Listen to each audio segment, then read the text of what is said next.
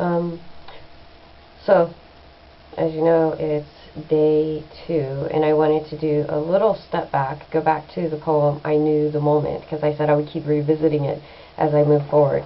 So yesterday we were talking about, hold on one sec.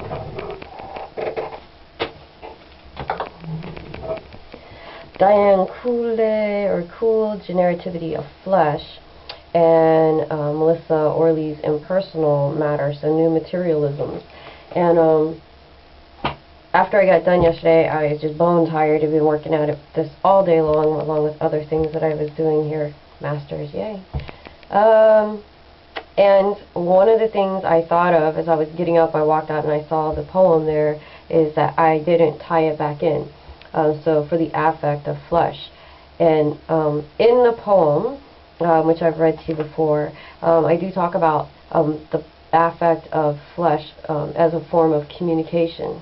And we're getting more into that today with mimetic communication, but the bodies that scream discomfort and rigid jaws clenched at teeth frozen, fractured smiles, skulls seeking confirmation, those brown flesh with a succession came the black. So it's very much about the affect of flesh. When I had spoken about Stuart Hall, and when he says, when we see somebody, we read their body like a text.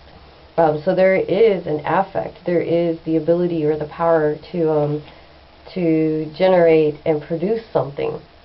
And a lot of it is dependent upon what we have been taught those things symbolize. So what does the flesh symbolize? So when we see an Asiatic person or a African American, Canadian, or a white, which that is a whole bunch of people that just get lumped into one because they're Scottish, there's Irish, there's Dutch, there's all these very different ones that are all kind of lumped into one group. What do we assume that we know about them? What have we been told? And it kind of breaks down to almost the way we use language. We are told that A can be a letter, A can mean to signify one singular or a particular, so words. It all kind of rolls back into the way we have that signified relationship with the world. And for each individual from each different culture who has been acculturated in a certain way, they are going to read the affect of flesh very differently depending on how they have been taught to relate to it. What is the symbolism of those people when you run into them? Do you see family? Do you see your culture? Do you see something that you have been taught to fear, or is it something you don't understand?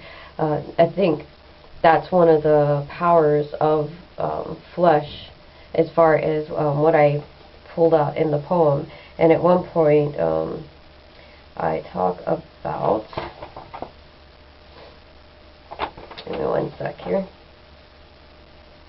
that I understood the affect of color. Yeah, so my eyes burned as brimstone glowed down a long parched throat that knew nothing of the affect of litter, ghetto decor, but the affect of color was from the not so long ago forgotten fields of the harvest. And that speaks to slavery in its many forms. It isn't something particular to African descendants. Actually, slavery is something that's touched almost every human civilization's life in one form or another. Whether it's indentured servitude, to where you were given, you sold yourself into slavery for a very small amount of money, and thereby the slave owners didn't have to be responsible for your upkeep and well-being, so you were property, but you were property not taken care of, all the way to the slave that was actual property that was quote-unquote taken care of, but lost all agency whatsoever. But the affect of color, the color of the skin, was something that I was very aware of when I wrote this poem, and to see people divided just based on color of skin and the way they related to each other, to where the people who are of African descent kind of clumped together, and the people who were Hispanics kind of clumped together. It's not like the brown and the black were all merged together. There was a separation even in that.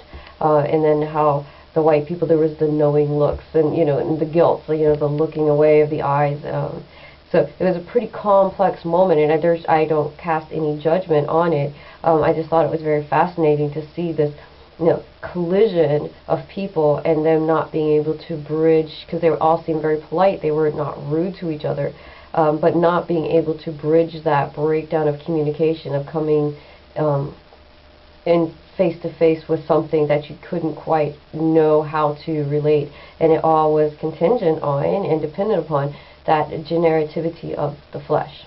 So that's the tie back into the poem. Before I move on to the next phase, I thought I would actually revisit that, post this, then post the part I just did for introducing the part, and then we will get right into the theory.